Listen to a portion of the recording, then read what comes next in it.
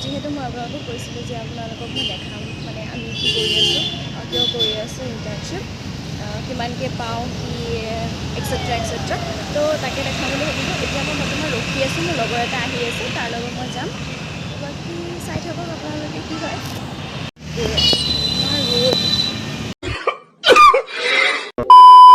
বহুতে জানিব বিচাৰিছিলে যে মই গুৱাহাটীত কি পঢ়ি আছোঁ। মই গুৱাহাটীত পঢ়ি আছোঁ বেচেলাৰ ইন ছ'চিয়েল ৱৰ্ক, এইবাৰ 4th ছেমিষ্টাৰ USTMত। মই যোনটো কোৰ্চ কৰি আছোঁ সেইটো এটা প্ৰফেচনেল কোৰ্চ হয় আৰু আমাৰ কোৰ্চটো 3 বছৰীয়া। যেনেকৈ BA থাকে তেনেদৰে আমাৰো 3 বছৰীয়া কোৰ্চ হয়। আৰু কোনোবাই যদি হাই ছেকেণ্ডেৰী দিয়াৰ পিছত পঢ়িব বিচাৰিছে তেন্তে মোৰ লগত যোগাযোগ কৰিব পাৰে, মই তেওঁক সকলো ডিটেইলছ দি দিম।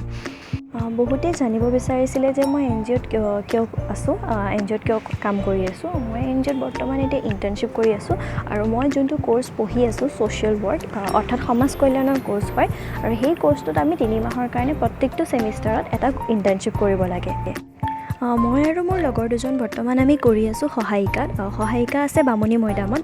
সহায়িকা হৈছে এটা ৰিহেবিলিটেশ্যন চেণ্টাৰ বা স্কুল হয়, অটিষ্টিক আৰু ইণ্টেলেকচুৱেল ডিজেবিলিটিৰ সৈতে যুঁজ দি থকা ষ্টুডেণ্টসকলৰ বাবে, যোনসকলে নৰ্মেল স্কুলত যাব নোৱাৰে। আৰু সহায়িকাত বিভিন্ন ধৰণৰ প্ৰযুক্তিৰে তেওঁলোকক শিক্ষা প্ৰদান কৰা হয়। ইয়াতে পেইণ্টিং শিকায়, তেওঁলোকক গান শিকায় বা আৰু পঢ়া শুনাৰ লগতে বহুত ধৰণৰ এনেকৈ কলা কৌশলী শিকোৱা হয়। আৰু লগতে বহুতে জানিব বিচাৰিছিলে যে মই ইয়াত কোনো ধৰণৰ দৰমহা পাওঁ নে নাপাওঁ। উত্তৰটো হৈছে নেপাওঁ। যিহেতু মই ইণ্টাৰ্ণশ্বিপ কৰি আছোঁ সেইবাবে মোক কোনো ধৰণৰ দৰমহা দিয়া নহয়। আপোনালোকে ইতিমধ্যে ভিডিঅ'সমূহত দেখিছে যে আমাৰ ইয়াত কেনেদৰে শিক্ষা প্ৰদান কৰা হয়। আপোনালোকৰ যদি কোনো তেনে চিনাকি ব্যক্তি আছে বা চিনাকি যদি কোনোবা ষ্টুডেণ্ট আছে, আমাৰ সৈতে যোগাযোগ কৰিব পাৰে। মোৰ সকলো ডিটেইলছ ডেছক্ৰিপশ্যন বক্সত দি দিম। আৰু আজি আছিলে আমাৰ ইণ্টাৰ্ণশ্বিপৰ শেষ দিন আৰু আগলৈ চাই থাককচোন কি হয়।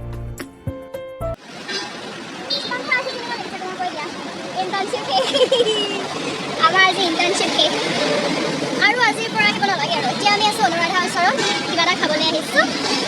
তোমাৰ বাটা চেল চলি আছে, কাৰোবাক যদি লাগে লৈ যাব, 50% চেল। আৰু শেষৰটো দিন শেষ কৰি এতিয়া আমি হোষ্টেললৈ বুলি ৰাওনা হ'লোঁ। আৰু আশা কৰিছোঁ আপোনালোকে ভিডিঅ'টি চাই ভাল পালে আৰু আপোনালোকৰ প্ৰশ্নসমূহৰ উত্তৰ মই থুলমূলকৈ হ'লেও দিবলৈ চেষ্টা কৰিলোঁ।